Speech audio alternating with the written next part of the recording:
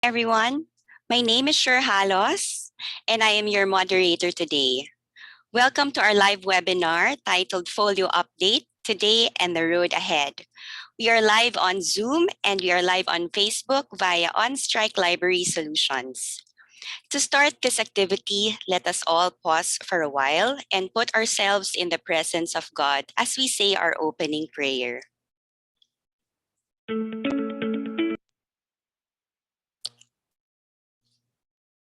In the name of the Father, and of the Son, and of the Holy Spirit. Amen. Dear Lord, our Heavenly Father, we praise and glorify you. As we gather here in this webinar, we thank you for arranging all our schedules. Please bless our families, our speaker, and all of us here. Lord, we pray for good health and the end of COVID-19. We thank you for being our refuge, our strength, and our ever-present help, most especially during this pandemic. Please continue to guide all of us in everything we say and do, because all of these we do for you. In Jesus' name we pray. Amen. In the name of the Father, and of the Son, and of the Holy Spirit. Amen. We will now have the Philippine National Anthem. Mga kababayan, ang pambansang awit ng Pilipinas. Sayang magiliw, pero sa sinakalan, alam ng puso, sa dikit mo'y buhay.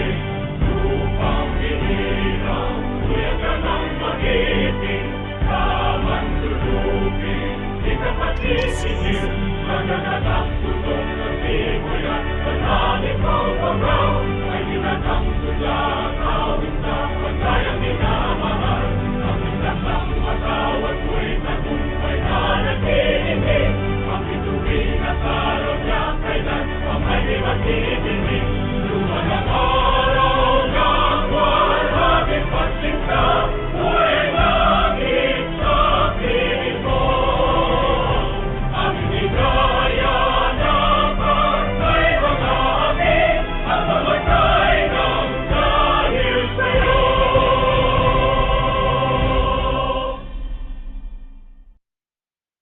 Mga kababayan. Before we begin our webinar, we would like to give you our guidelines. All of the participants' microphones and videos are turned off by default. If you have questions on the topic, please type it on the designated Q&A box found at the lower right-hand side of your screen. For Facebook live stream viewers, you can send questions in the comment section. Questions will be read at the end of the presentation. This will ensure a smooth flow and to not interrupt our speaker. E-certificates will be provided for participants who have registered, attended, and answered our brief survey after this webinar. Please wait a minimum of 2 weeks before receiving your certificates via email. We will have a fun game at the end of the webinar. Please watch out for that, so stay tuned until the very end. Sit back, listen, and have a fun learning experience with us. Now let me introduce the speaker.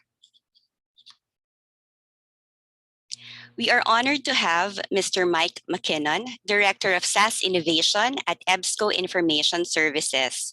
Mike has been working in technology for more than 16 years, with 13 of those years in the library industry.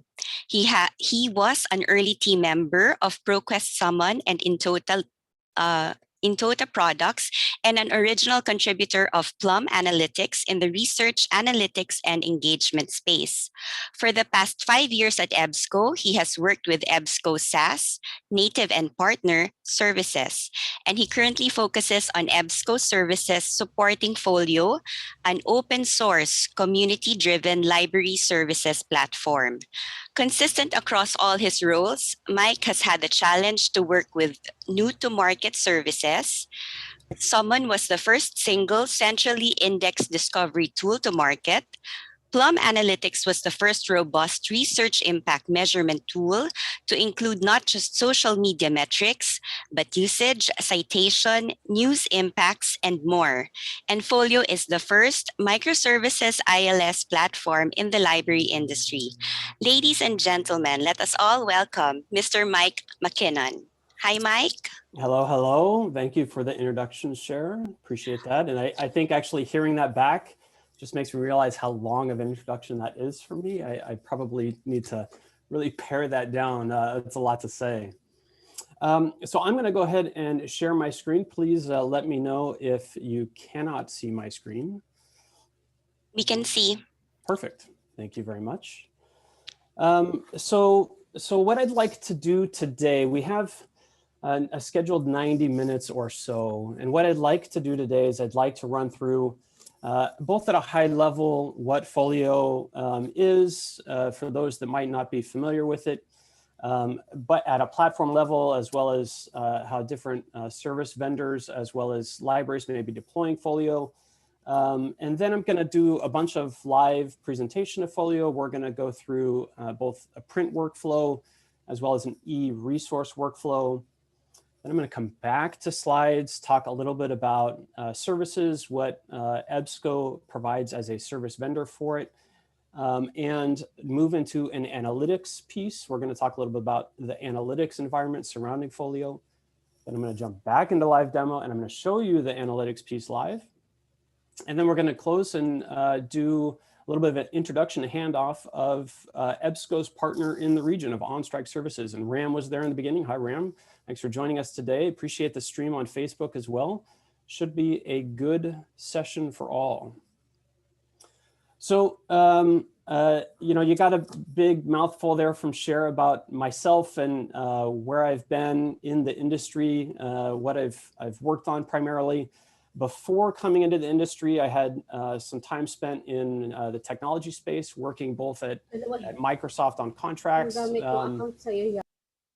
as well as working on technology services themselves in networks and infrastructure. I've got some certificates that go way back. I've been involved in technology for a long, long time. And for me, I really enjoy it. Even on a personal level, I just really enjoy working in this space. As far as what you see here, I actually have a lot of proximity, a real close spot in my heart for the Philippines as well. I've married into a Filipino family. I have my own Filipino daughters, mixed daughters, obviously. And it's just something that really just centers me as I travel across a lot of different parts in the world. I'm just really close to the Filipino community. So I would love to see some adoption of FOLIO in the Philippines. I'd love to go down and shake the hands of the library directors who are going live on FOLIO. That'd be fantastic. With that, I'll just go ahead and kick off right into FOLIO. So it's important to know that FOLIO is not an EBSCO product. FOLIO is governed by the OLF, the Open Library Foundation. And the Open Library Foundation has a number of services that it governs, FOLIO being one of them, obviously. You may have heard of OLE, the Open Library Environment. It is similar, if you will, to a small group consortia who were promoting Kuali OLE. Kuali OLE was an open source library services platform. I think today there may be only one library left on Kuali OLE.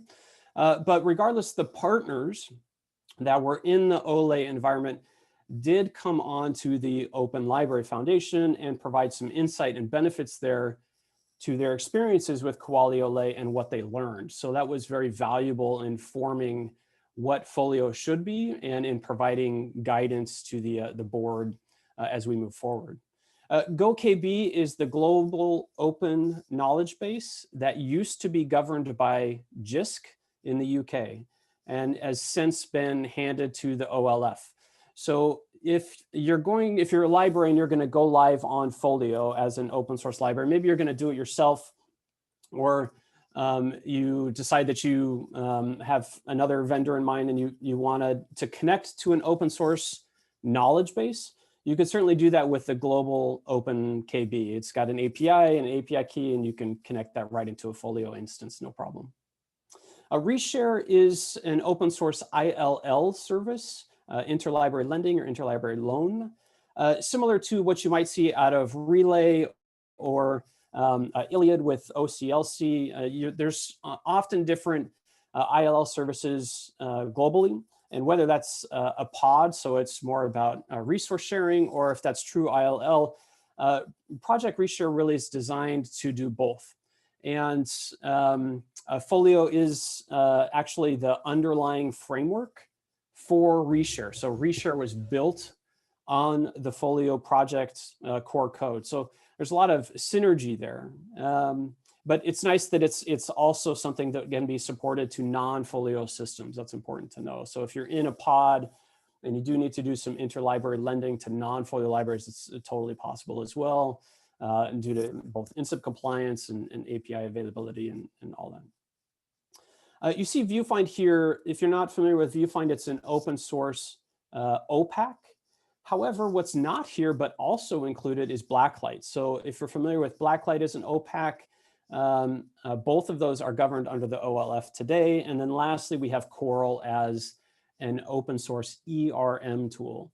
Many libraries, if you have a big e-resource footprint, so let's say you're a medium to large size academic, and you typically manage your print collections out of your ILS, and you have a big e-resource footprint. Your subscriptions are probably larger than, both on a budgetary as well as certainly just collection size, larger than what you manage in the ILS. So if you're using a tool for ERM only, it's probably going to be Coral today. There's been a number of e-resource management tools in the industry, from 360 Resource Manager and Verde and others.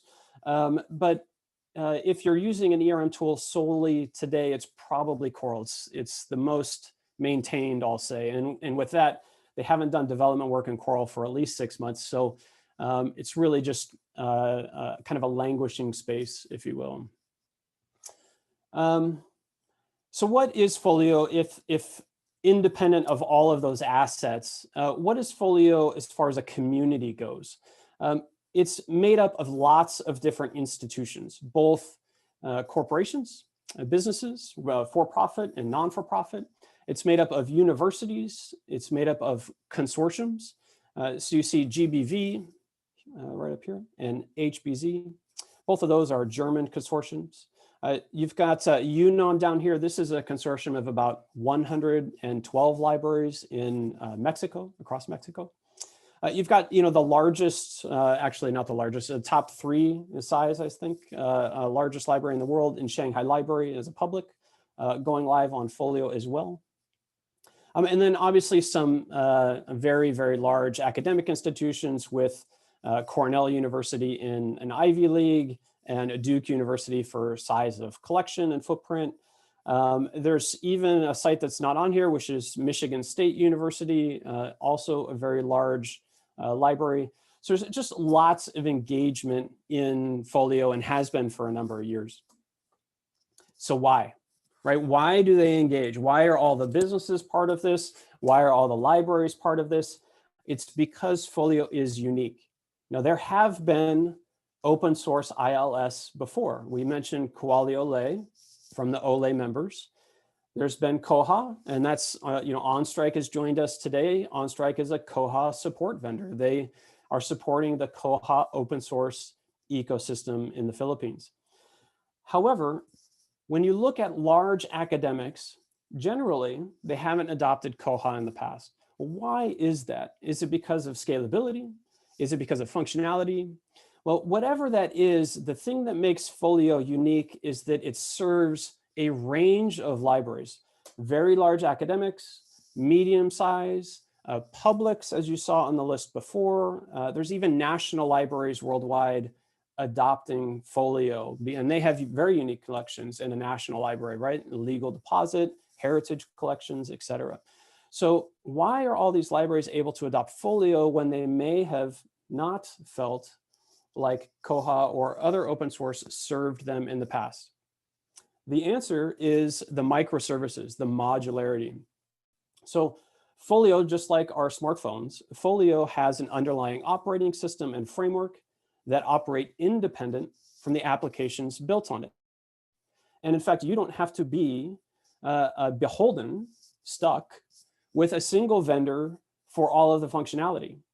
You could adopt a Folio environment for your library and have it be supported by vendor A. Maybe that's EBSCO. And yet you could go out and have new application functionality be built in your Folio environment by anybody else, by yourself in the library. Maybe you have your computer science students build something. Maybe you have your systems librarians build something. You have a specific need in the library. Or you could go out to a third-party business and have them build new functionality as well. The reason is because Folio operates with containers. Microservices with containers allows existing functionality, existing code to be deposited or put into a container, think like a ship container, and then transported into the Folio environment and used, deployed. So any functionality can really be written in a container, Folio uses Docker, and be put into a Folio ecosystem, which makes the library be able to scale services, meaning once they adopt the ILS, they're not just stuck with what they have. This could mean more services or less services. Oftentimes, ILS, historical ILS, have bloat. They have functionality that libraries don't need. Well, with Folio, you can deploy exactly what it is that you need.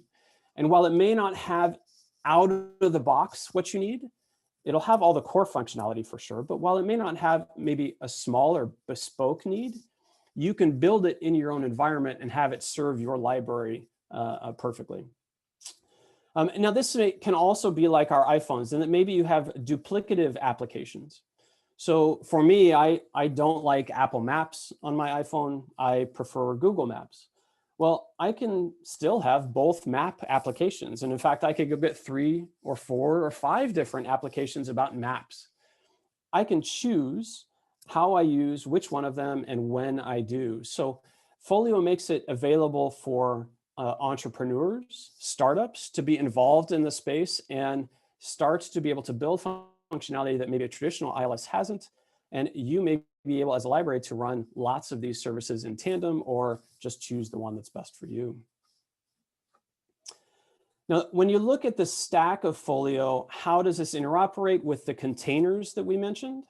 Well, the containers could really be anywhere. It could be an application that has its own UI, its own user interface, or it could be an application that's simply a business logic application, a back-end app that integrates one platform within the library into the Folio environment.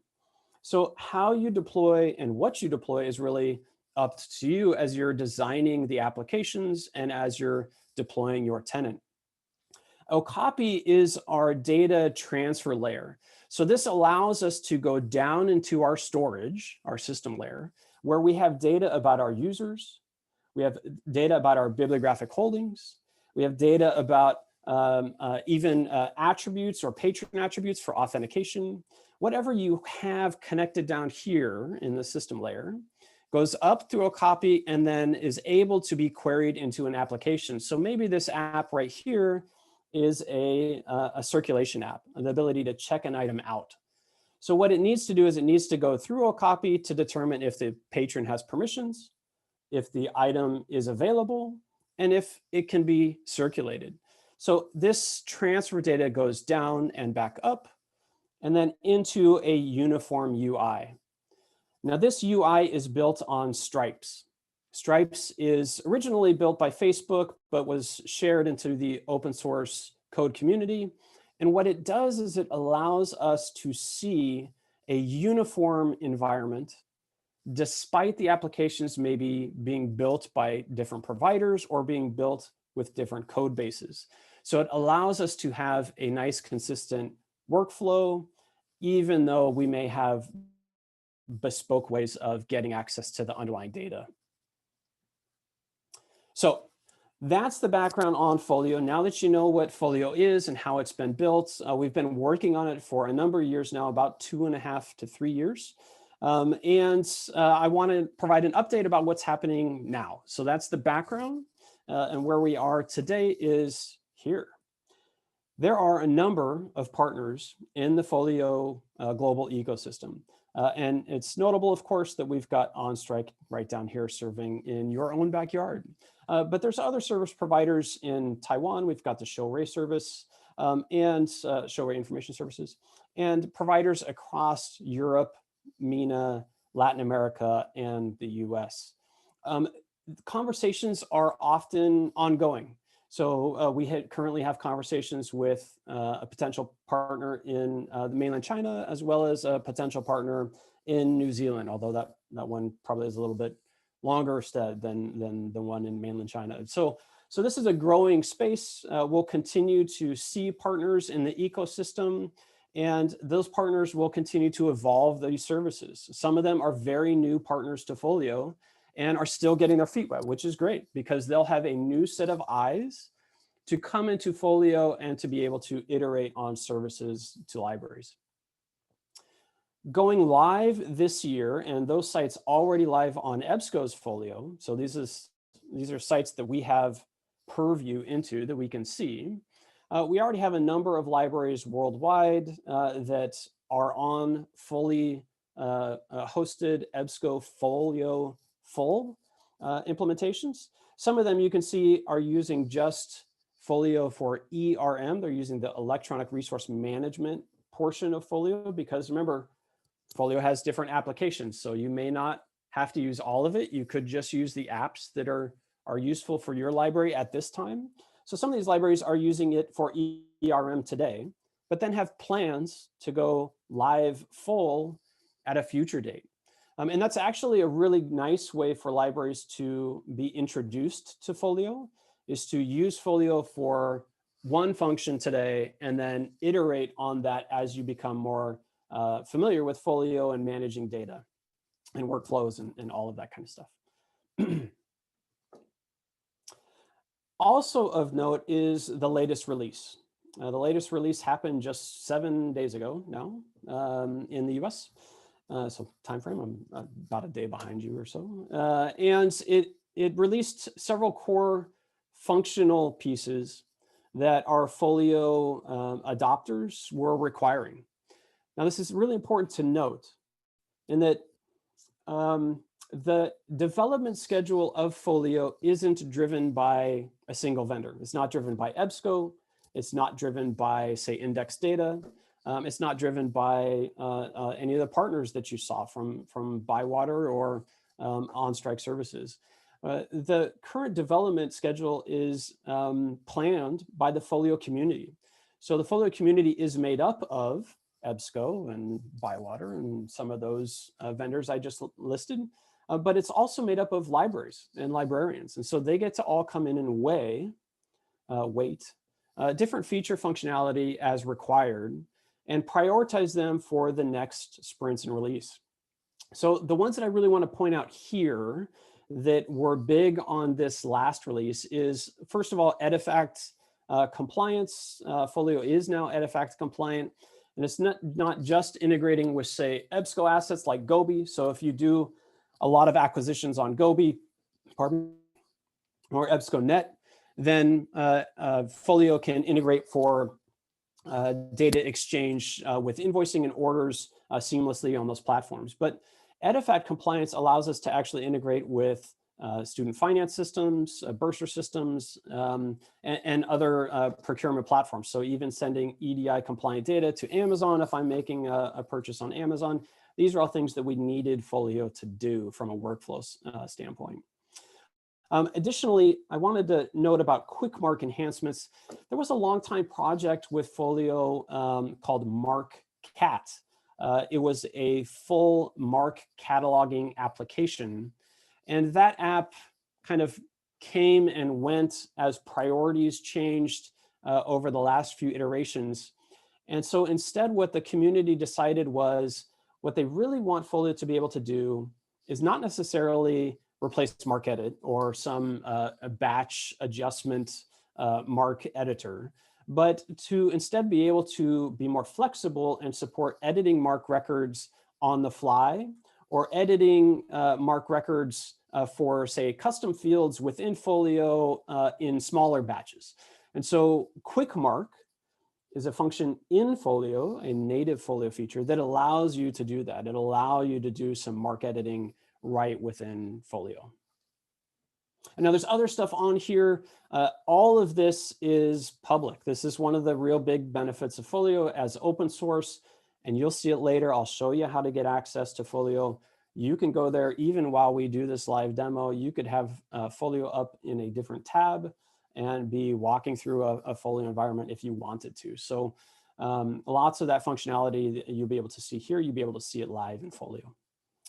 So with that, I am going to jump live and go to the FOLIO environment.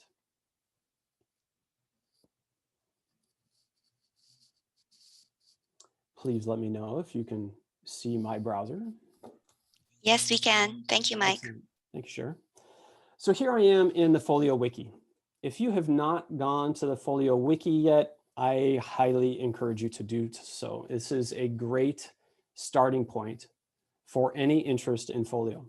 Not only can you come up here to the developer page and go and download a tenant or look at the documentation, but you can actually just come right through the FOLIO Wiki environment.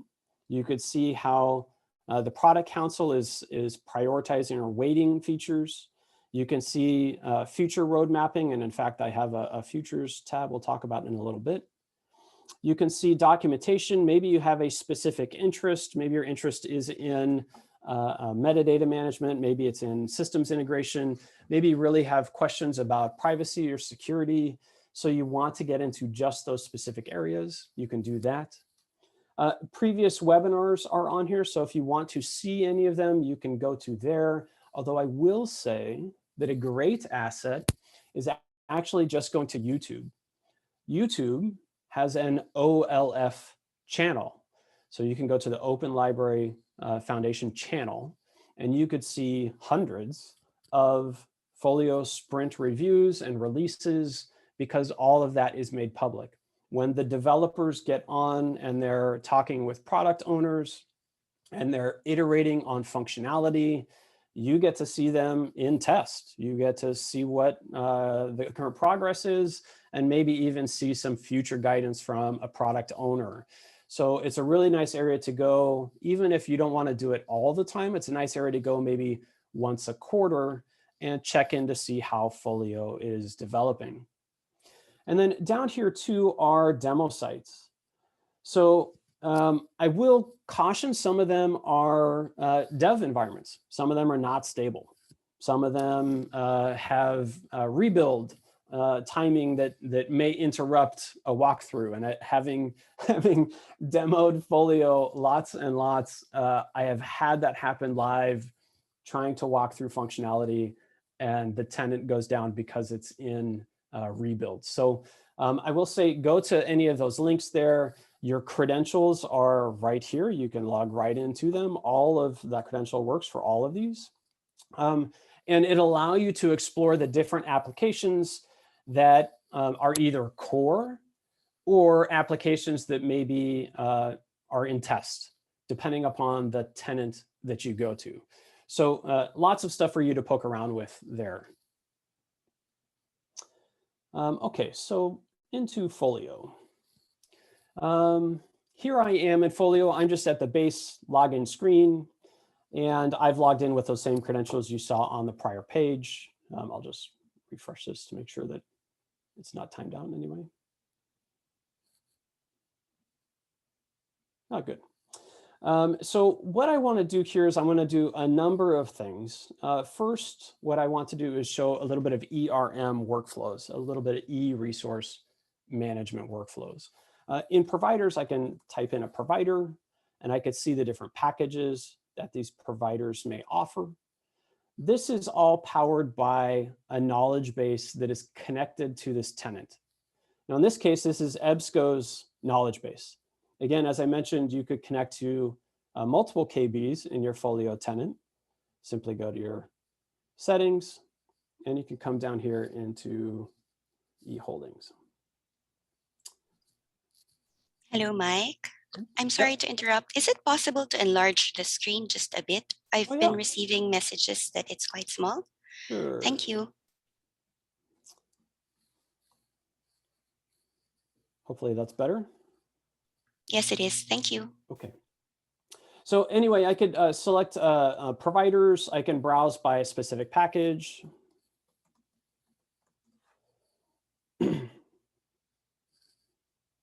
See different academic search packages that are available.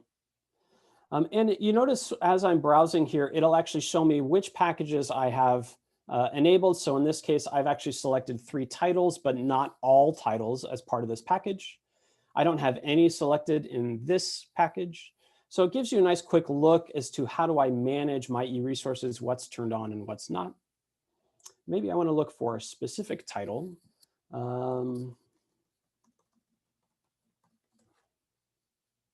So here we go, Education of an Idealist. This is actually a book that I just recently read, which is why I typed it in.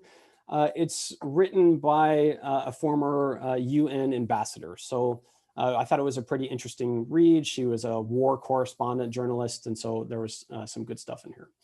This tells me a little bit of background, just a brief metadata about this item. This is both a physical book as well as an ebook.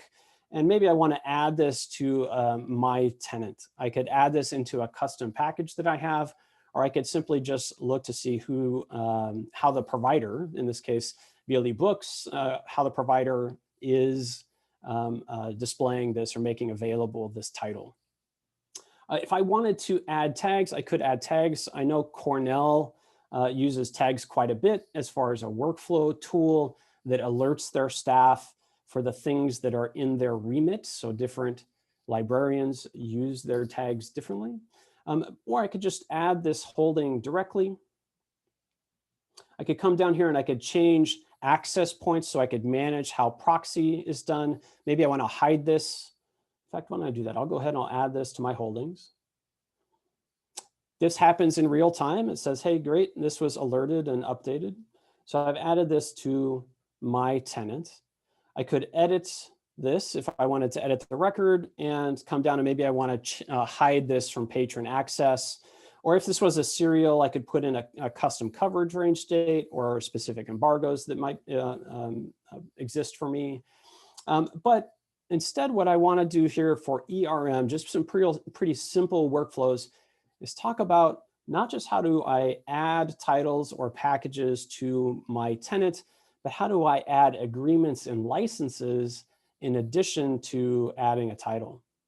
So I just added this title to my holdings, and now I'm going to add an agreement. Notice what happens here. I'm still in the eHoldings app, but the agreements app was called at the point of need. Now this is because all of the different applications are queried via API. Everything in Folio is API driven. Remember, this is the containers, and all of those different apps are independent. And so there isn't this underlying dependency or a very specific workflow is required. I may be doing this differently than, say, our EResource librarian might be doing it. And so different workflows are entirely permissible in Folio. These are the different agreements that we have on file. I can go ahead and filter some of them. Maybe I just want to see the active agreements. Now I just get to my actives. Maybe I want to look for something that has a long period here. I'm actually going to come down to something with Techshare. So this is a custom agreement for a local consortia. I'm not located in Texas, but if I were, Techshare provides resources to libraries within their community, within their group. So this could be a resource that I didn't subscribe to directly from a provider, and instead it was an inherited resource provided to me by simply affiliation. So I'm gonna go through that workflow and say, yep, I'm adding the Techshare agreement to this title. Okay, great. Well, let's go into the Techshare agreement. So I can click there and it will take me now into the agreements app, where now the Techshare agreement does show me what titles are available under Techshare. So if I had very specific titles, maybe I had 50 or 60 different titles, I would have them all listed here, and Education of Idealist would just simply be one of them. I do notice that I don't have licenses here, both historical, future, or the controlling one, which is the one that I would really be concerned about. I have an organization listed. This is EBSCO underneath Techshare. If I had usage data, so they could provide counter-compliant usage data, or any other supplementary PDFs, maybe I want to load a PDF, or I have something in a local drive. Maybe it's in my Box URL, or maybe it's on a Google Drive. I can point to a URL, or I can load a PDF statically into Folio. But I want to come back and solve that license thing. Maybe that's kind of gnawing at me a little bit. So I want to come into here and edit this agreement. You can come down here to see, is this a perpetual agreement? Probably with Techshare, because they're going to continue to provide resources to libraries. Maybe there's specific agreement periods that's up for renew every year. In this case, it looks like it's a 5-year agreement. If I have different contacts, I could edit contacts. And here's our one line item that we added, the Education of an Idealist. Notice I can point to a PO line. So if I did get invoiced on this, I could attach this, and that way I had a reportable function that if I needed to show what the current encumbrances were for our Techshare licensed resources, I can attach POs to everything under the agreements.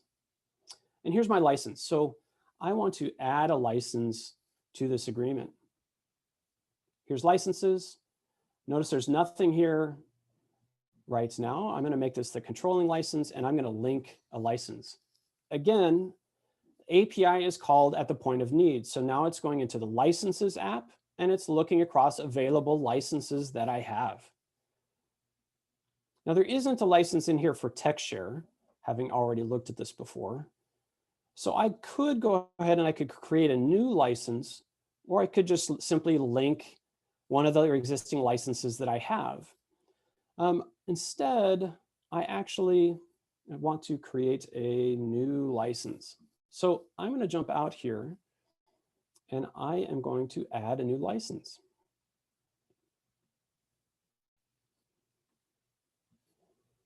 We're going to call it the Techshare license. This is something that is probably a consortial license, although those different fields there are flexible. In fact, all of the fields you're seeing here are determined by your own workflows in your own settings app, going down here to settings. So similar to your phone, remember we mentioned this before, similar to your phone, you have a settings app on your phone, and your settings app determines how you interact with your phone. Well, the settings in Folio does a lot the same, in that you can customize settings permissions and workflows, application availability, data transference, imports and exports, job roles and profiles, you name it, it's in settings. So I can come down here and go consortia. This is active. I'm going to make the start date. We'll make it a month ago. And we'll leave this as an open-ended license. Maybe I have some contacts or specific organizations. If I have the PDF, I could load the PDF to this license. Terms, so specific terms. I could say, well, this is a permitted accessible resource with public visibility. And so if I wanted to say walk-ins can use this, oops, walk-ins, welcome. Then I'm able to go ahead and identify any specific requirements or fields around this license. If I wanted to display a public note, I could put public notes in here. And in fact, I'm going to show you in a bit how that's managed at Cornell. Maybe this is going into a course reserve, so I could put in this resource as a license into a course reserve license. Walk-ins permitted, yes, they are. As I noted before, that is public. Archiving, is it allowed? And then any other custom fields down here. This is all, the amount of fields here is again determined by your tenant. So what you decide to display or make a requirement in your licenses is up to you as an institution. I'm going to go ahead and save and close this. And now I have a Techshare license. Okay, so now if I go back to agreements, notice I clicked back into agreements and it left me exactly where I was. Even though this is a browser session, I'm not in a local client or anything. It's able to keep my session persistent through my browser token. And on top of that, maybe I need to collaborate between myself and another librarian. And so I want their help. I can actually take this URL and I could copy and paste this URL and send it to them. And it would take them to exactly what I'm seeing in my FOLIO environment. So maybe I need to have them validate a field, or maybe I need to have a colleague work on something today. And so I want to make sure that they either claim that resource, maybe it's a new package came in, new serials came in, new monographs came in, and you need to make sure that they get all those items checked in today. You could bookmark it or grab the link and send it to them and they can go ahead and do that. Okay, so I'm in the Techshare agreement and I'm going to come down here to the controlling license and I want to add that license there. Notice there's nothing there, but adding a license is something that we already created. We can add that license, no problem. I don't need to do that. Just look for text. There's the Techshare license. Now this is added, save and close. Oops, my controlling license, save and close. Great. So now I just did my EResource workflow there. I was able to go add a title, or I could have added a package. I was able to assign an agreement and add a controlling license to it. That's really functional. For many libraries, this is a separate service from what they do in their traditional ILS, where they may be using the ILS solely for monographs, or they may have a very set workflow, very rigid workflow around ERM. FOLIO is very flexible and fully functional for EResource Management. It's a very robust ERM tool.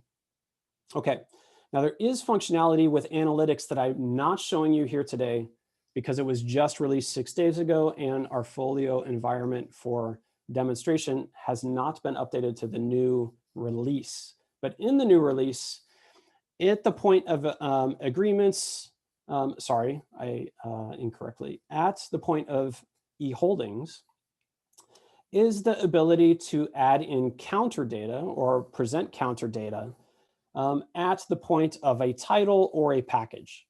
So if I came into academic search as we showed before, and maybe I subscribe to Academic Search Ultimate.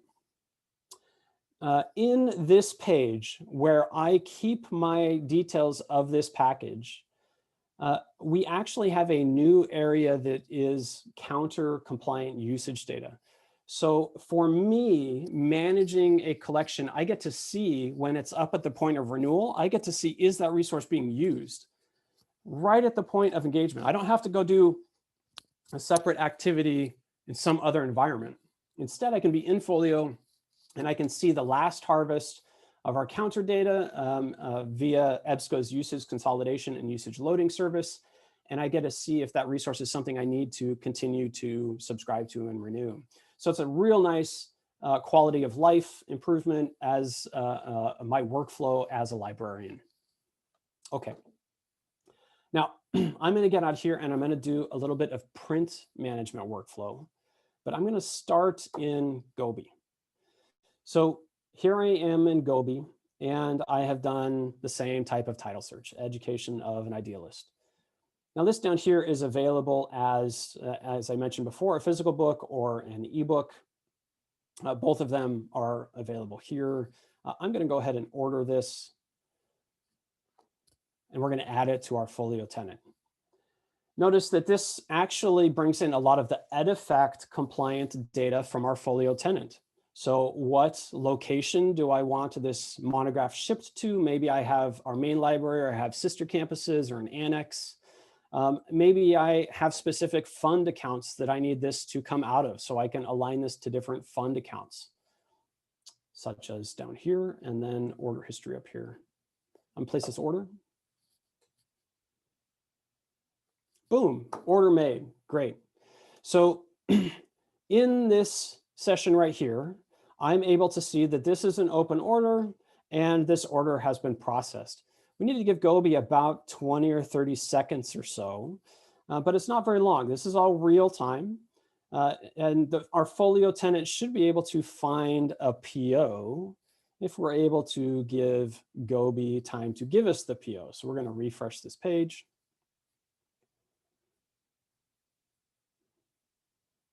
And we're going to click on our open order. And we're hoping to get a PO there. I'm going to continue to try this one more time here. No PO. Okay, well, we can see if it updated Folio directly anyway by just going into the Orders app. Not looking for that. Nope, nope. And I just want to see open orders. So I can look for our last update.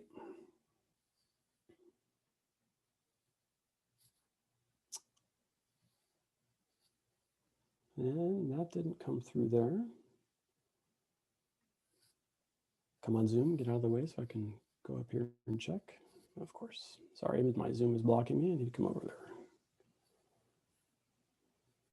Try this again. There's our PO. Okay. So grab the PO, come back here in orders. I'll look for the line item via PO.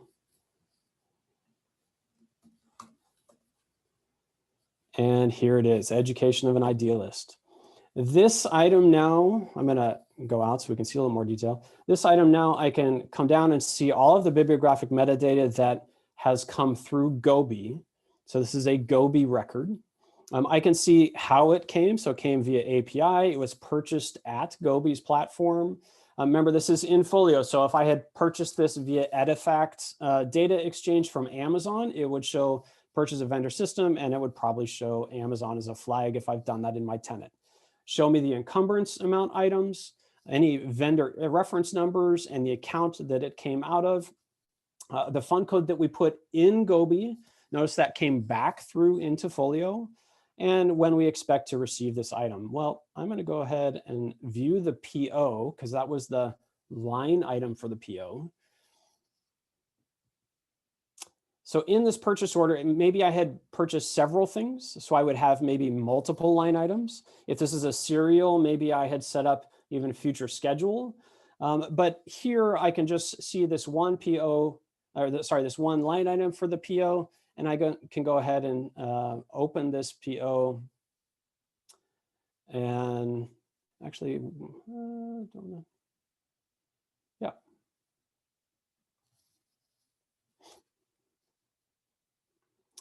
So there's no budget in this. It's preventing me from making this order. That's good to know. And it also means that I probably should have done that differently in a demo test. However, I do have it back up here. Coming into inventory, I did a purchase earlier for this one.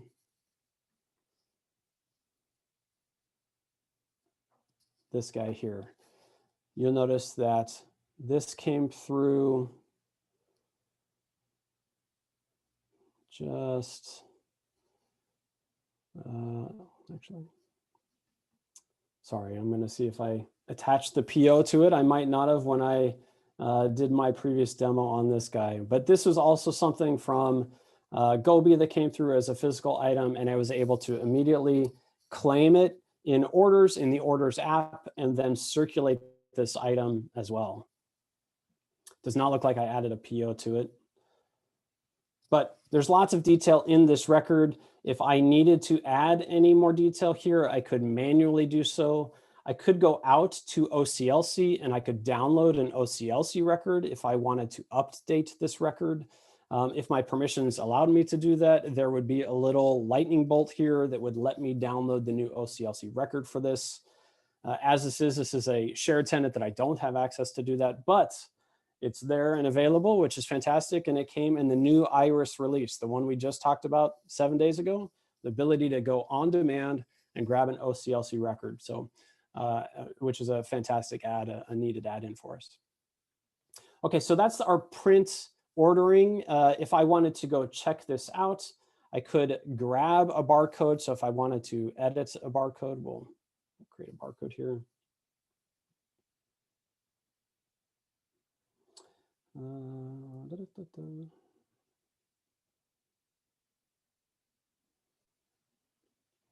Well, where is my...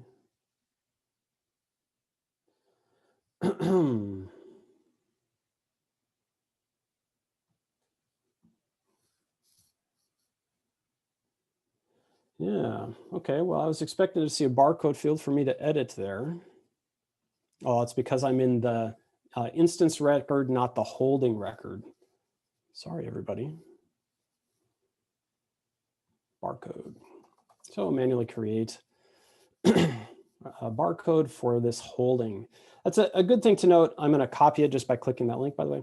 It's a good thing to note is the difference there in order hierarchy between an item record, the instance record, and what FOLIO uses what's called the SRS record, which is the storage record. So FOLIO allows different records to be able to be edited and to have authority records underneath them that are manually contributed. It's not an official authority where you're downloading an authority record, but to have its fundamental record. So it's probably the wrong terminology called authority. It's fundamental record as the SRS storage record. So for me, I needed to get to the item record to be able to add an item identifier like a barcode. That's how I got here. If I wanted to check this out, I could come in here and check this out, find myself. So I, in theory, would be acting as myself, going to a self-checkout machine, which is fine. FOLIO certainly does that, the libraries that are live today. I could also come into my user record. I could add proxies for maybe I'm an assistant and I'm going to check something out for a faculty member. So I could come in and add proxy resources to my profile as a user. But I'm going to just check it out for myself. Sorry, I need to say myself. Yep, using myself. And I'm going to go ahead and check that item out. Great, now this shows up and it'll be in my user record, coming into users. And I could see everything about my user record. If I had fines or fees, items that I have on loan, any requests that I've made. This is all about me as a user. If I had my email open, I could have received an email slip as a system, an automated system alert that said, hey, thanks for checking this out. Please return the book by X date. So there's lots of interactions with patron loan slips, shelf-ready slips. There's different ways that you can enable alerting and availability notices across FOLIO as well. Okay, and then lastly, because I have it up and open here, I'm in Cornell, and how they're using FOLIO's ERM is down here on the right. This is in their OPAC. This is Blacklight, and they've got their license terms of use right here. This is a live query into FOLIO. So how you want to display license and availability to patrons is up to you. But again, all data in FOLIO is powered by APIs. So if you have custom workflows and you want to see some data transference into an environment, this is a great way to go and do that. Okay, with that, I'm going to stop that, come back to slides.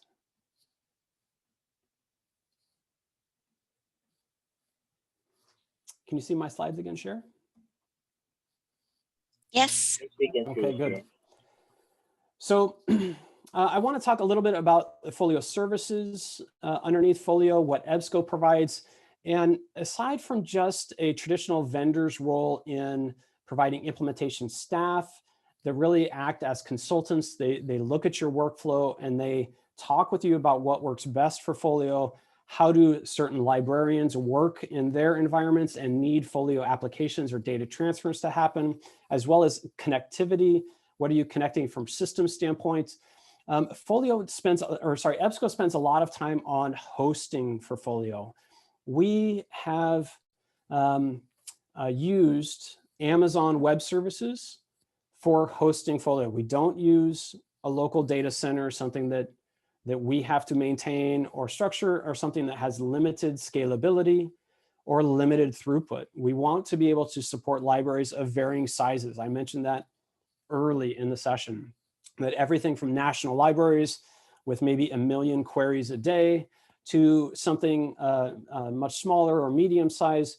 We want to be able to scale throughput, and we want to be able to scale hosting performance. So what we have done is we have used AWS and 23 different applications in our AWS environment to be able to provide high availability, redundancy, security, and privacy, all use underlying the AWS SLA, their service level agreement, so that your libraries are always up, always available. And there is no issues with penetration around patron privacy data, or even the finance or bursar system data that's being passed into Folio for procurement. So a lot of investment has happened in hosting.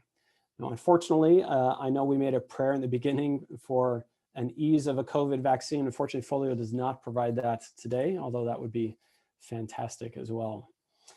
So there's lots of detail here around the hosting environment of Folio, and I'm not going to go into them. I want to really convey, though, that this is a hardened fork that EBSCO uses. So the community continues to develop and iterate on functionality. And before the applications are approved of in the community, when the applications are approved of in the community, before they're approved of in an EBSCO environment, we make sure that those applications go through another audit internally at EBSCO so that they can meet our customer needs and there isn't conflicts between the applications that maybe be brand new and the applications that are already high functioning applications in a Folio environment. So we do leverage all of the development that the community does. EBSCO participates in all of that, but applications won't get deployed from a community into your tenant and potentially disrupting your ILS. We want to make sure that the hardened fork and the extra layer of auditing are value adds to your library. These are the different applications listed. I'm sure that we'll make this slide deck available to libraries if they would like it after the presentation. But you can see, particularly with EC3 in our containers and what we're using for container management is, or sorry, S3 for a storage layer, and then the container management from Amazon Web Services allows us to deploy Docker in a way that is highly scalable. So if you do have applications that you're going to build on your own, that's still fantastic. We can still get those into tenants for you. It's really putting it into an environment that is fantastic for libraries. So if you're a library with a large footprint, this is definitely something to consider, is the hosting environment for the service that you're going to be using. Okay, so last, I know we've got about 30 minutes left or so. I'm going to spend about 5 minutes on slides here, talking about the current state of analytics with Folio. And then I'm going to spend about 15 minutes, maybe 10 minutes, probably 10 minutes live, talking about analytics in Folio. And then I am going to hand off to Ram. Ram's going to talk about on-strike services for not just Folio, but on-strike services in general. And then we'll do a little bit of Q&A at the end. Thanks for sticking with us this far. So there are 2 levels of analytics in Folio today, in EBSCO Folio today. Sorry, I put it that way. And that is one, EBSCO already provides and has provided for over a decade a service called UC-ULS, which is the usage consolidation and usage loading service for EBSCO. What this does is this is a sushi harvester. This goes out and does harvesting of counter statistics for counter compliant providers, both R4 and R5 providers into a single environment. You can get a report of this today. We send spreadsheets, CSV spreadsheets about analytics at database levels, your book reports, your JR1As for archives, whatever you want for counter compliant data, we can do that today. What's in Folio is the ability to bring that API of data right into eHoldings. And you're seeing it here on the left, where I am looking at a package and I'm seeing usage data fed from our UC-ULS API at the package level. I'm also seeing it at a title level. So I can see my usage data at an individual title level. This is just counter data. This isn't what's new. What's new about this is where this is and the impact it has for me at a workflow level. So if I am an eResources librarian and I want to make sure that what we renew is being used, this is a great place for me to do so. Also notice that the cost data that's being fed in there is cost data that comes from the finance and invoices apps in FOLIO. FOLIO has more than just ERM workflows and print workflows that I showed you. It has those finance and invoice and orders apps for being able to do acquisitions. So this acquisitions data feeds from those applications into your ERM workflow here and aligns to the title. When those PO lines, those order lines, are attached to the title. So we're able to see cost per use metrics, which is great. But we want to do more than that, right? ILS have traditionally provided circulation data. Some of that may be a patron specific data, and maybe just bibliographic data. How many times did that monograph circulate? So we want to be able to, with FOLIO, to support not just traditional circulation stats and not just counter compliant usage statistics. We want to be able to support more than that, go beyond a traditional analytics tool. Because the reality is libraries have more than just those platforms, right? You have learning management services data. So if you're using Canvas or Moodle or Blackboard, wouldn't it be great to combine those analytics with other analytics you get from an ILS or from a counter system? You have authentication data. Your easy proxy logs are not easy to mine.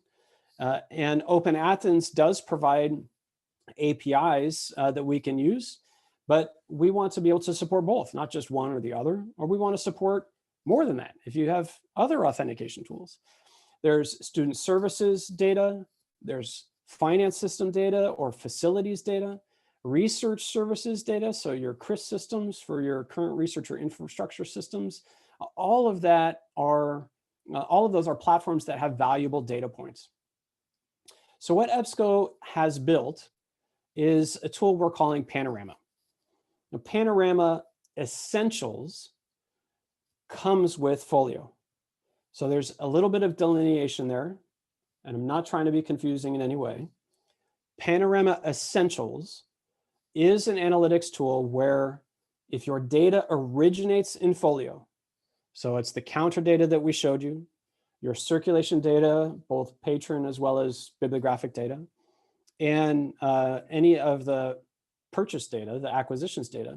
If your data originates in FOLIO, it would be available in Panorama Essentials for free with your EBSCO FOLIO subscription. And EBSCO Partners as well. So if you end up using OnStrike, and OnStrike's a partner of EBSCO's, then you also get Panorama Essentials as an analytics tool to your FOLIO system. Now, Panorama Full, as a full service, includes all those outside data points. So the student services data, finance data, maybe you want to integrate with Banner or PeopleSoft, your CRIS systems or repositories or archives or learning management services. If the data sits outside of FOLIO, we still can connect to those data points. But that's just with Panorama. That's a little bit of a bigger service than what is included in FOLIO. So I'm going to show you Panorama Essentials today. I'm going to show you some of the user environment for what you get with Panorama Essentials, circulation logs, and a little bit of some acquisitions data logs.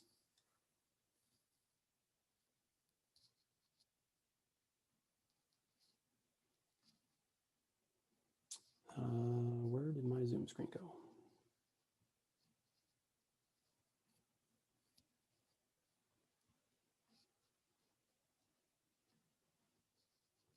There we go.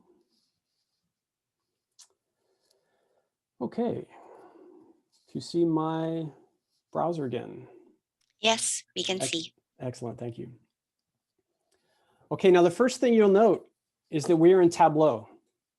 This is a very easy to use, very globally understood platform, right? Accepted, I suppose is the term I'm looking for. Really, there's 3 or 4 visual BI tools that are widely used, whether that's Oracle Business Intelligence, OBI, something out of SAS, or if this is Tableau, these are the 3 largest BI tools used today. EBSCO uses them internally for many things. You probably have either an office of reporting or within an IT department or the library, you may have to do some type of analytics like this and report it up to a provost or an academic dean. These types of tools are pretty commonplace outside of the library. But what we want to do is bring Tableau into the library. So again, with your subscription to an EBSCO Folio environment, you get a Tableau Explorer license. We would connect your tenant to a Tableau instance, and you now would have data coming from your environment into Tableau. These different visuals are pre-designed from libraries that we partnered with in order to build this service. These are out of the box. You don't have to do any design work. There's no customizations required. This is all real nice insights for your library just as is. But if I wanted to build something specific for me, I could. That's the Tableau Explorer license. Now you can see here, this is just, again, because it's Tableau, I can have all the same menus that I might normally have, both the things that I favorited as this user profile, things that I viewed recently, or even recommendations I may have. I can go across and look at all of the different workbooks that have currently been built and maybe pick a workbook that I haven't favorited and look into something, as an outlier, something that's outside of my workflow, whatever I have permissions to view. I'm going to click into one so we can see this is an overview. So these dashboards may have different uses for the different roles in the library. So maybe our university librarian or our AULs have an interest in the overview, but somebody who's doing collection analysis doesn't really care so much about specific cost data or procurement data. They're just concerned about circulation data or e-resource usage data. So they may have different dashboards that they would leverage. But in this overview, I can very quickly see how are we doing on expenditures, how is our e-resource usage looking. Maybe I have different patron groups based on attributes that are coming from our identity management tool, like our Active Directories or our shibboleth. So whatever data points we've connected, we're going to be able to build these environments out of. I'm going to come down into we'll look at our e-resources.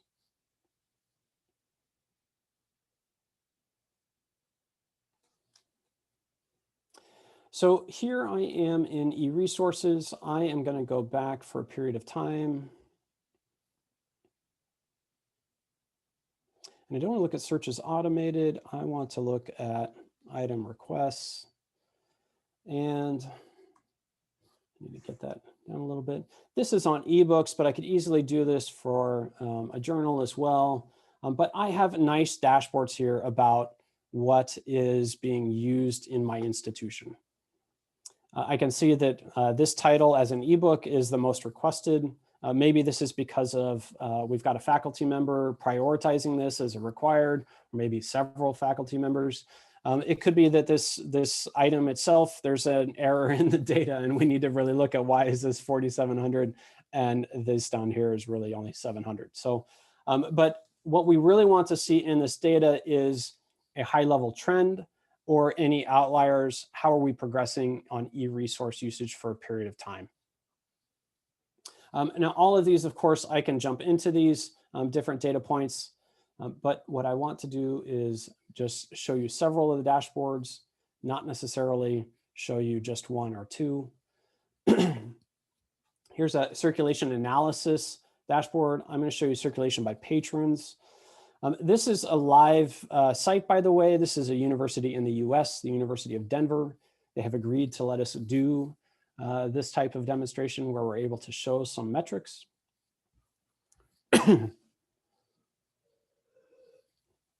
So here we have loans by the different patron groups, again, coming from an identity tool that they have across the different subject areas, disciplines that they have from their collection. So I can see that the faculty, by and large, are using a lot of the humanities or resources.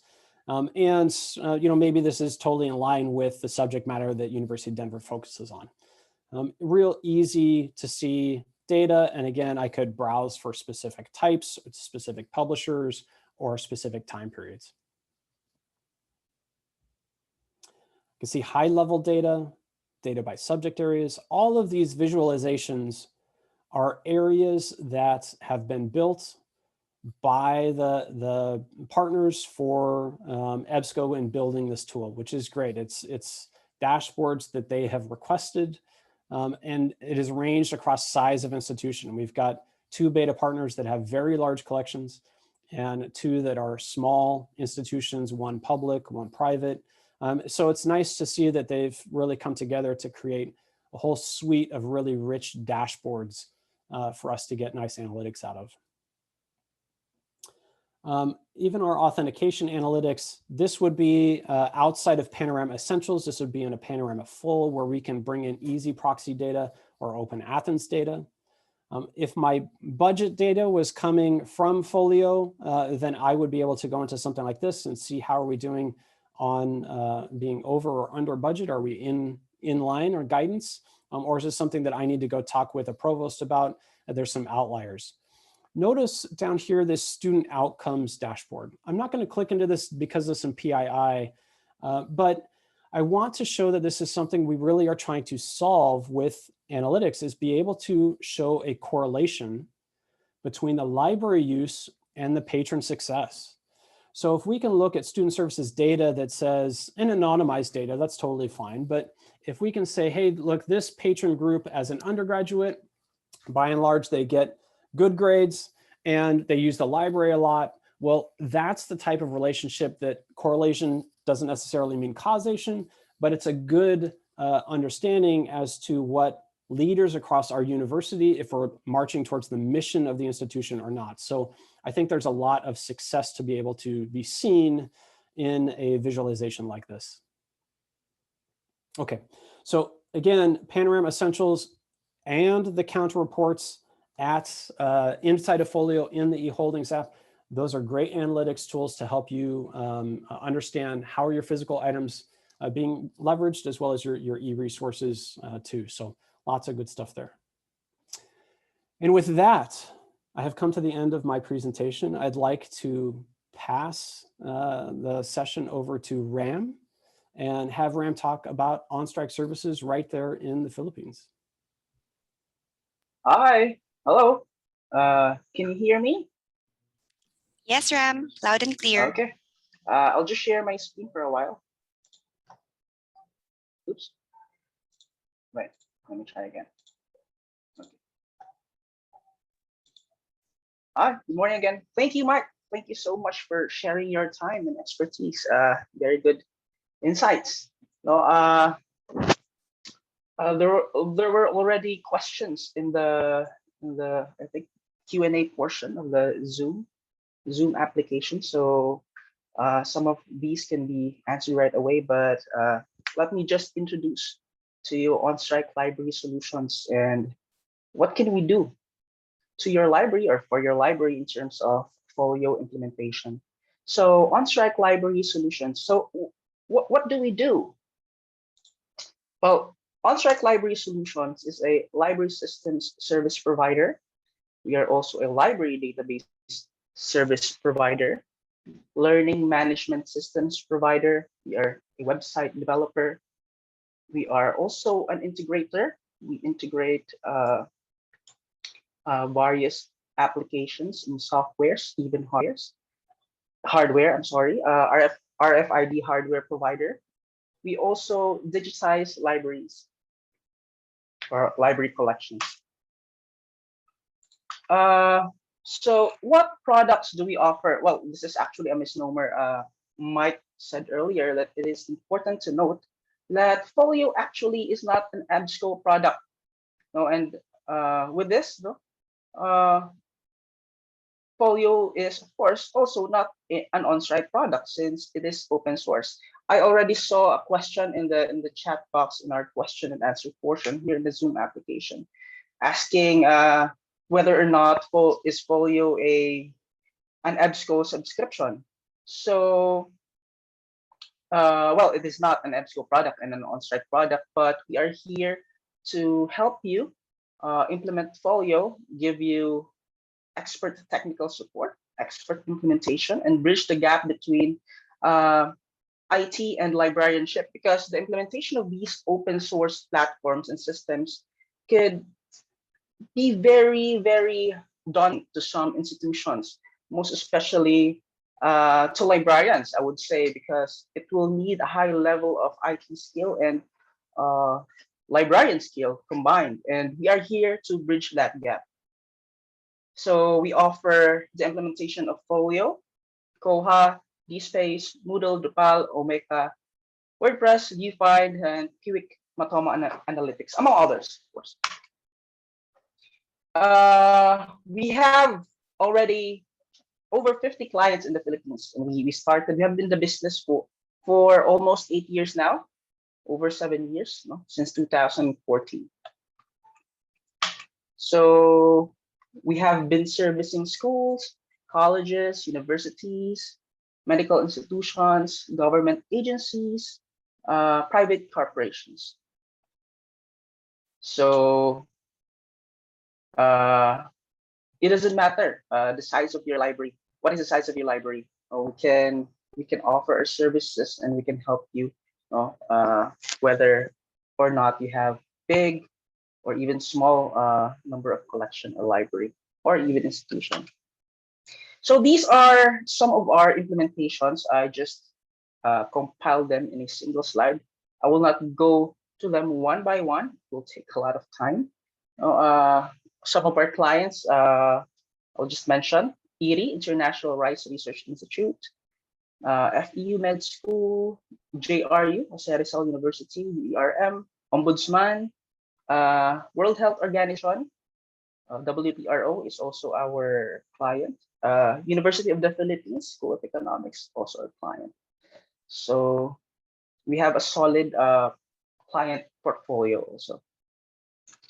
Okay, so I will not take too much of your time. I know you have a lot of questions, but I would just like to say that even though, as Mike mentioned earlier, that there are already a number of Folio EBSCO partners around the world. We even have one in Taiwan. You can contact them also if you want. But the advantage, of course, of having local support is priceless. You will know that because we can always go to your site, and we can always we are always ready to service you whenever you like.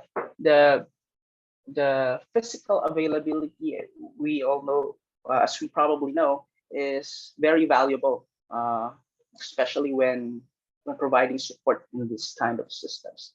So I will give the floor to Cher, Miss Cher Halos. I will give the floor to Miss Cher Halos. I think it's going to be the Q. Yes. Are we all good?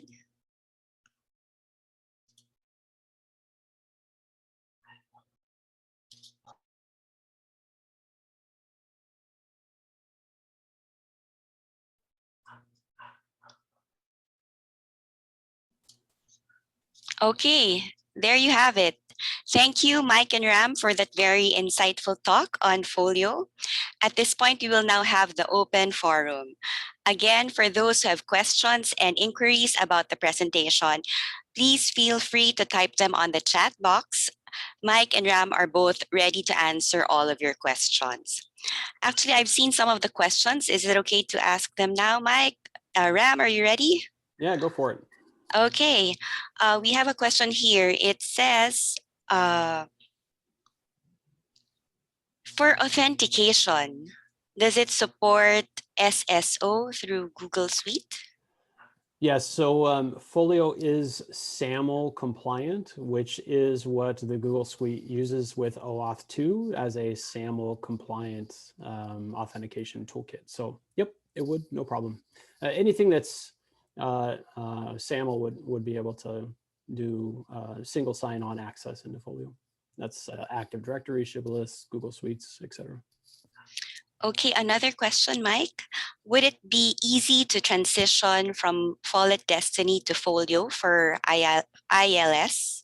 Yeah, I answered that one already in the chat. Hopefully it was helpful. It was kind of generic or nebulous in that any migration between one ILS or LSP to another is a process. There's nothing that's just, a one button migration that helps move all your data into the other one. Most of the process is about data cleaning from the prior system before it gets moved into the new system. And that data could be about bibliographic data, it could be your orders, historical order data, your acquisitions data, it could be user data.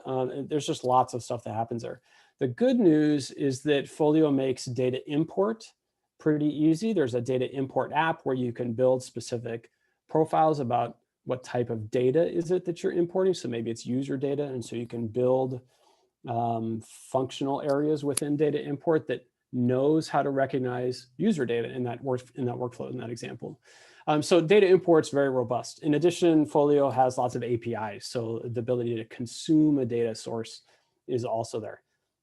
The advantage for libraries is that you get assigned by subscribing with EBSCO, you get, or OnStrike, you get assigned a Folio implementation consultant. OnStrike staff or EBSCO staff are happy to help onboard you and walk through this process. This isn't something that you would need to do on your own.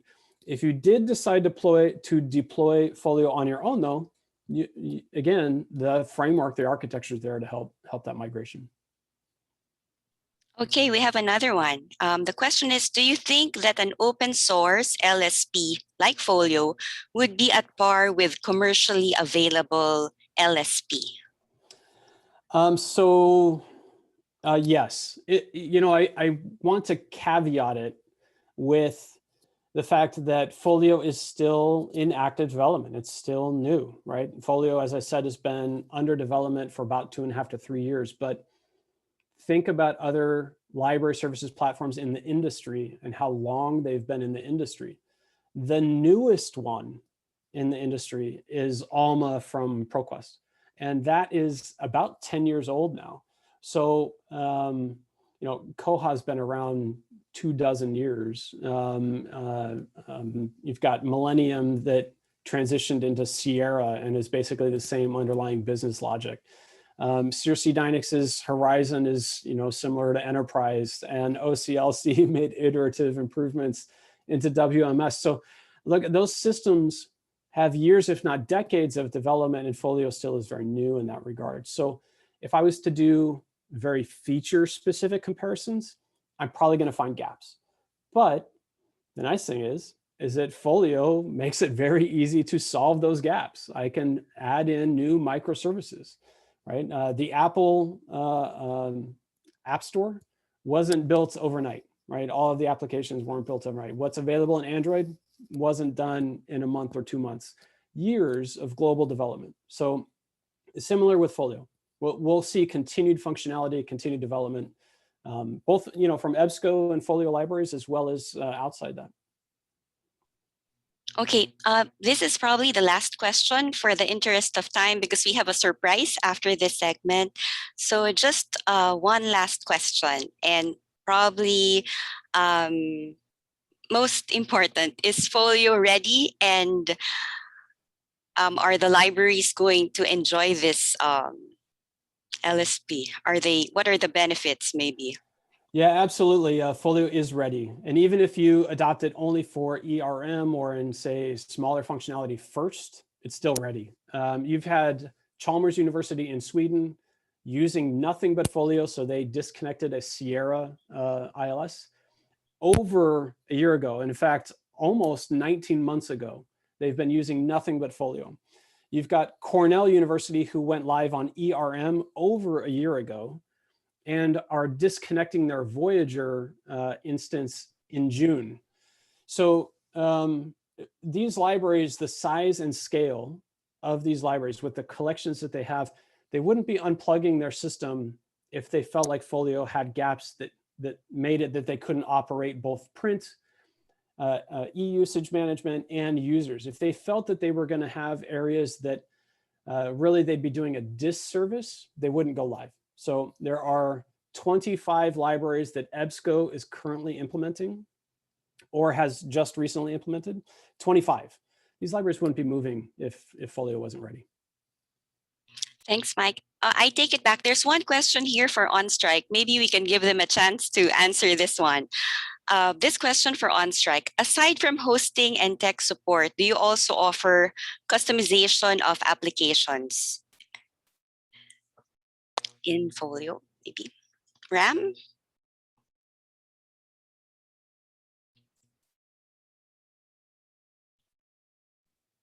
Ram, you're muted. Ram, are you there? Yes, I'm here. I'm here for a while. Yes, I'm here. Can you hear me? Yes, loud and clear. Okay. Thank you. I just got cut off for a while. Oh, you're on mute Can you hear again. me now? Yes. Can you hear me now? Okay. Yes. Thank you. Thank you, sir.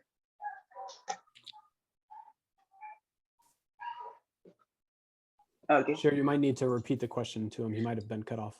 Oh, okay. For OnStrike, aside from hosting and tech support, do you also offer customization of applications?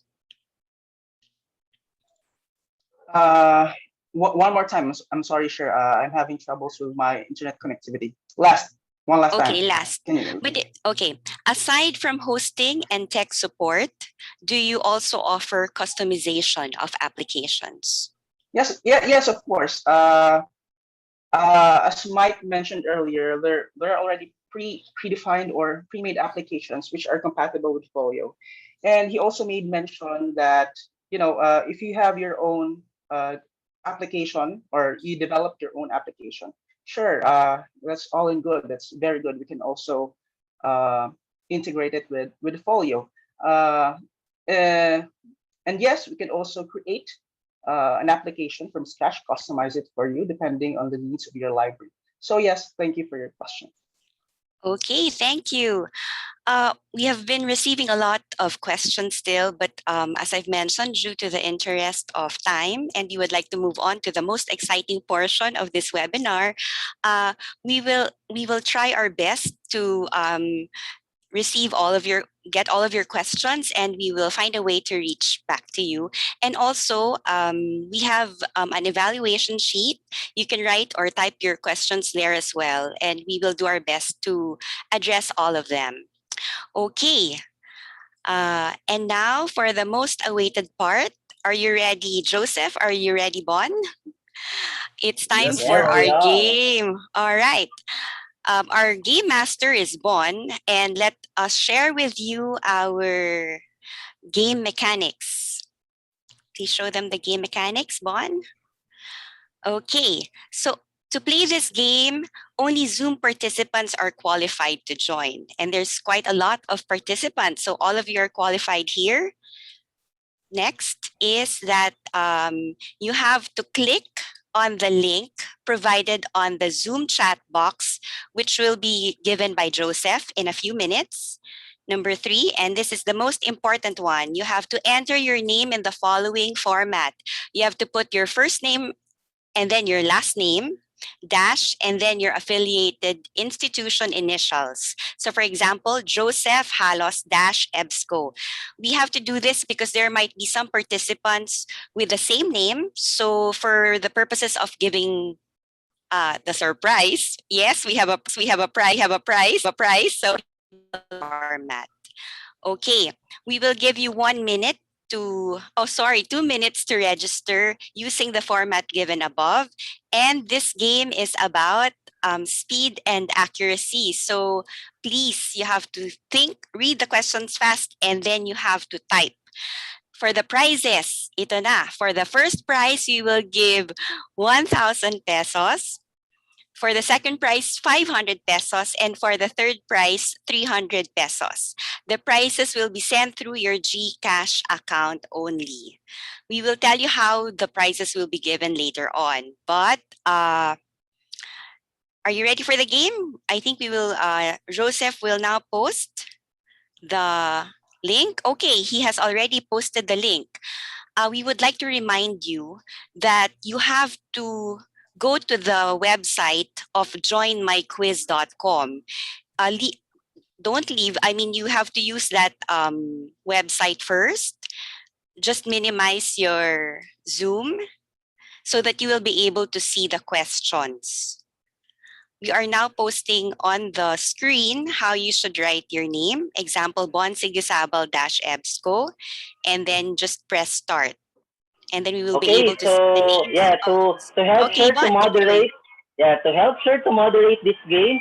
So as you can see in my screen right now, so this is the format of your name for us to reach you after, if you won the game, of course. Then the link will just provide you just inputting your name. Okay, so I'll be doing this for the sake that you could see the process. So I clicked the link that was sent by Joseph in the Zoom chat box. I put my name, bonsigisabal-ebsco. Then if I click start, let's see who among are my competitions here in this particular game. Okay, so Oh, look, Bon, we have a lot. yes, we really have a lot. So I hope everyone will be competitive, and I hope this is also one way of validating, of course, the information that we have shared to you this morning for FOLIO. Morning. Okay, so I So think we'll exciting, be Bon. yes, it's already 135. As what Cher mentioned, so please focus on the game platform, not on the Zoom screen, okay? Because all of the questions and how you would answer the questions, of course, will be in the quizzes game platform, okay? Then we will be just presenting in Zoom on the leaderboard, of course. Just to add also, all EBSCO employees and all panelists are disqualified, okay? I can see that there are some EBSCO employees logged in as you're disqualified, please. You're all disqualified. I was hoping to win, Joseph. I was hoping to win. Also, all the panelists are disqualified. So in case we see as one of those who have won the game, you will be disqualified, okay? Well, anyway, so we have 166 and counting. We will be giving you 30 more seconds before I start the game. Yeah, let's give them more time. Maybe we will reach the 200 mark. I hope that you have put your correct name in this format, because I see some that have only I see some only names, no institution. We would not be able to confirm, because what we will do here is that we need to confirm, and we're going to contact you to get your GCash account so that we can transfer the prices. Okay, so these are just 10 questions. So we have now 184 participants. Maybe we'll just wait for it to reach 200. Yes. Okay, I think we can start now. Okay, so we'll start. Okay, so I'll stop sharing, Joseph. So we have already 185 participants. Okay, I'll stop share. Okay, thank you. And I will share my screen. Hold on.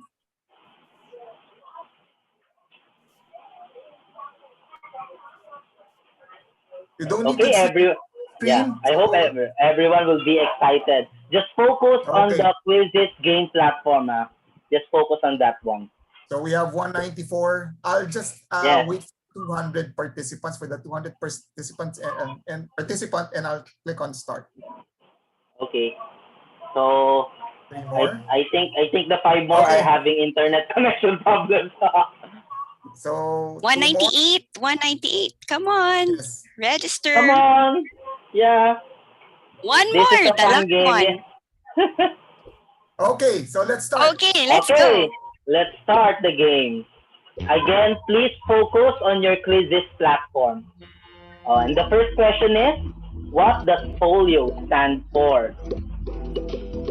This is being stated always by Mike McKinnon in our webinar. It's really nice now to see so many participants in this particular game. Okay, so we only had 119 participants. Okay. Yeah. As you can see, the choices are very tricky. And Cher, who is leading? Yes. Oh, Sir Carlo is leading from PSDA. Let's go, sir. Yes, 9 more to go, participants. Let's proceed to the next question. Yes, again, this is a game of speed and accuracy. So if you are right, we are monitoring as well your speed. So what does FOLIO do, or what is FOLIO? So this is as well mentioned in the presentation of Mike McKinnon. And we are only giving like 15 seconds for you to answer. So please be quick, okay? Exciting, right? Okay.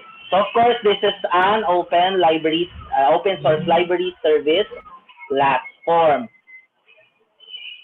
Oh, there's an Sir Carlo Carlo there. Sir Carlo is going strong, still on the top level. Sir Eugene, you're disqualified. And another employee of EBSCO is disqualified. Third question. Who is our handsome FOLIO presenter? So please read the choices carefully, guys. Please read it.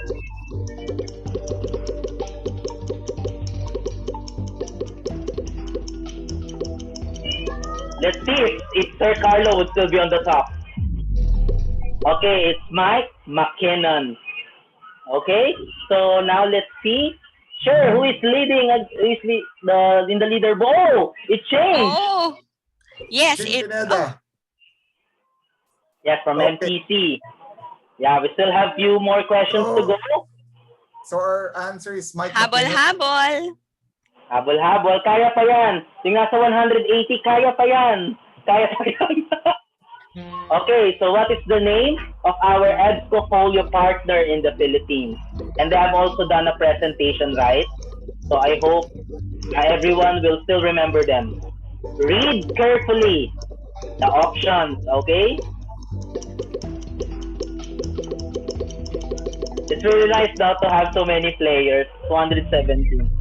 Okay, and the correct answer is on strike, library solutions. Okay, now let's see the leaderboard, sure. It's Angelina Maliana, OSG, the new leader. Oh, number 2 is Eric. EBSCO. Hey, Eric. This to the librarians. Hi, Eric. Hi there. Okay, now let's proceed to the next question. Okay, so I cannot read everything. So what is FOLIO's goal? Read carefully the choices. It's really nice to hear so many popping sounds of answers from our participants of this game.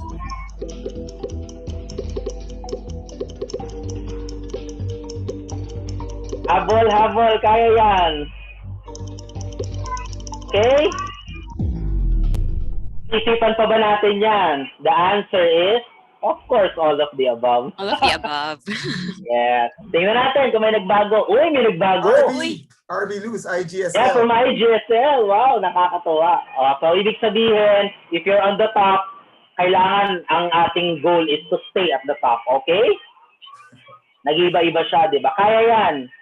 Meron pa tayong 1 million questions. Grabe.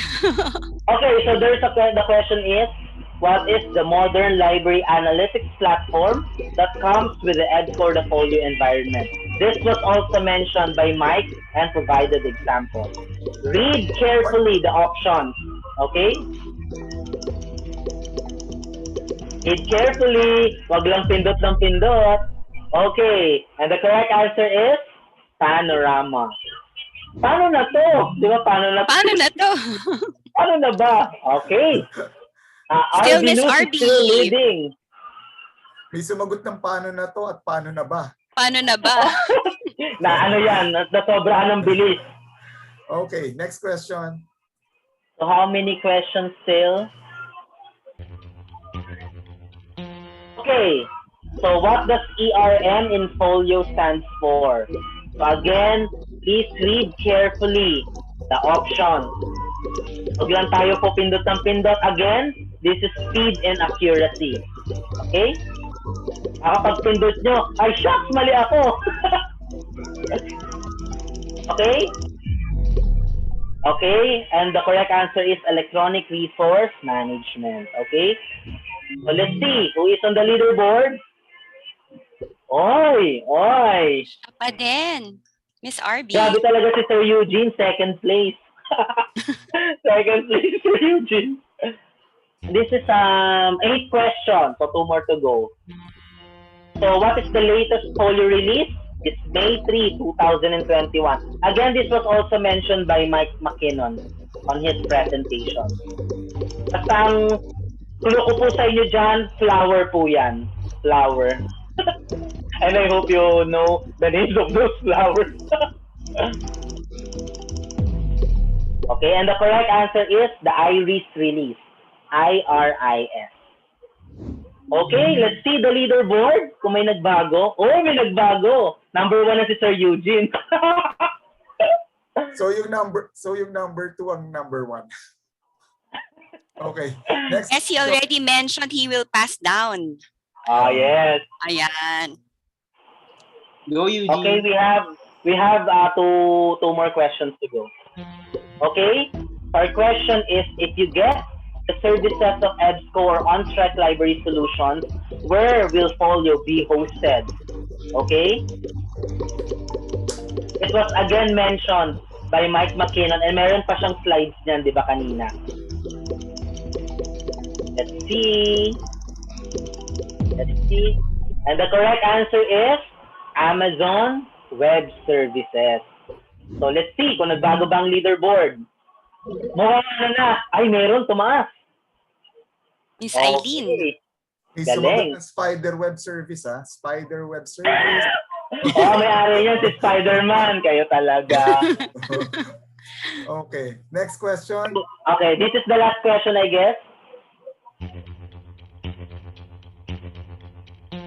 Okay, so what services will you receive when choosing EBSCO FOLIO service? Okay, via on-strike. Pinag-iisipan pa ba yan? Ang sagot dyan. Okay, let's see. So, I guess meron ding internet connectivity yung iba kaya hindi nakakasagot agad. And of course, the correct answer is all of the above. So, let's see. Okay, pwede po kayong pumunta na sa inyong mga Zoom platforms for you to see the leaderboards or yung top 3 na nanalo po with our fun game. Meron pa po ba tayong question? Okay. Wala na. So, balik na po tayo sa ating Zoom platform.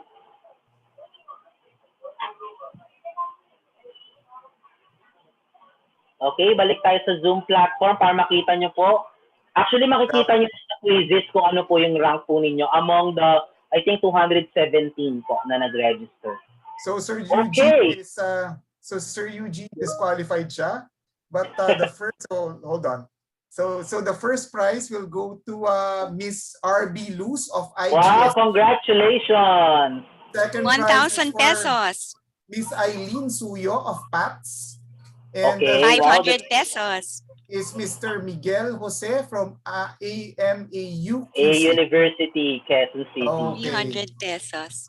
Okay, for those winners that we have mentioned po, like from IGSL, from PATS and AMAQC, please send a direct message po to me as the webinar host po with your complete name, again, your institution, and your contact number, so we could send po the GCash po that we have promised for the prizes po. And again, congratulations po for the winners and for the participants who have, of course, participated in our little fun game for us to know as well what you have learned in our FOLIO webinar. So take it away, Cher. Yes, that was fun. Congratulations. There was a shout out, no? Nagko-congratulate din yung from Pats sa kanilang winner. Okay, we have some announcements. Can we show the announcements, Mon? Okay. Again, for the winners, don't forget to send me a private message. Kasi hindi po namin alam paano namin ibibigay ang inyong premyo. Okay? Yes. Oh, the message should include the first name, the last name, the name of the institution, and also The the contact number. GCash account GCash number. Yes. GCash number. Okay, for the announcements. Oh, I hope you had fun with that game. Pinaghirapan po namin yan. Yung mga spider web. Anyway, for our announcements, okay, Bon, the first one is that this is about the digital certificates, no? Digital certificate requirements for participants. You should have registered and attended via Zoom, and then you should have accomplished the webinar evaluation form. And then here is the evaluation link. You can take a picture of the link, or you can screenshot. Or after the webinar, you will be redirected to the survey itself, right, Bon? After the webinar. Yes. Okay, the link will be closed on May 12. That's tomorrow, Wednesday by 5 o'clock. And certificates of the attendees will be sent through your email addresses that you used to register. Please give us a minimum of 2 weeks to email the certificates. And then the webinar recording will be posted in EBSCO Southeast Asia Facebook page. So please go to our site, our Facebook EBSCO Southeast Asia page. Okay, for more information on Folio, please log on to here. You can see already the website, folio.org or wiki.folio.org. Again, we would like to advise you all that we have a Facebook page, EBSCO Southeast Asia Facebook page. And also you may visit On Strike Library Solutions if you have more questions, or if you like, you have any information that you would like to ask, please, you can just send us a message through the Facebook pages of EBSCO Southeast Asia or On Strike. We will be happy to entertain your questions. Okay, that's our last slide. Yes, on behalf of our EBSCO team, Joseph, Bon, and myself, Cher, together with our speaker, Mike, and also we would like to thank our marketing team who's here and who helped us prepare for this webinar, Nawat, and also Ethan, also our library services engineer who is here with us, Ching Wei, and the whole On Strike Library Solutions team. We would like to thank you for spending this morning with us. Please, please, please stay safe and healthy and have a blessed Tuesday today. And we hope to see you again next time. Thank you for spending time with us. You also like to thank our VP for sales, yes. Mr. Shadi John, and earlier our Senior Vice President, Kyung, was also here. So thanks also for attending. Yes. Okay, so before we leave this session, again, a reminder po for those winners, parang ayaw po nila ng kanilang mga premyo. So ang na-receive ko lang po na message was from, I think, Miss Eileen. So for those two winners, please send me a direct message for us to send po your prize in GCash po. Thank you very much. Thank you. And also, we would like to request all the panelists to please stay for a photo op. Again, thank you to all who attended our webinar. Thank you. Thank you very much. Our evaluation form already is turned on. So please make sure that you filled up the evaluation form. And if you leave this Zoom, it will be linked as well. And also, please watch out for our next webinars. Yes. Okay, may I request our panelists, Mike, Nawat, Chingwei, Sir Eugene, Sir Ram, to turn on your videos for us to have a souvenir photo for this webinar. Okay po? So, Nawat, Sir Eugene, Sir Ram. So, sure, please take also a screenshot on your end. Tapos ako din, mag-screenshot din ako. Sir Eugene, Sir Ram? Naka-face shield pa the si Sir Eugene office. and yes, nasa office. Now, what are you there, Sir Ram? Sir Eugene. Ayan, okay. Qualified, ah. Alam mo kasi yun eh. There's Nawat. Hi, Nawat. Hi, Nawat. Hi there. Sir Ram? Na lang. Oh, Shaji left already.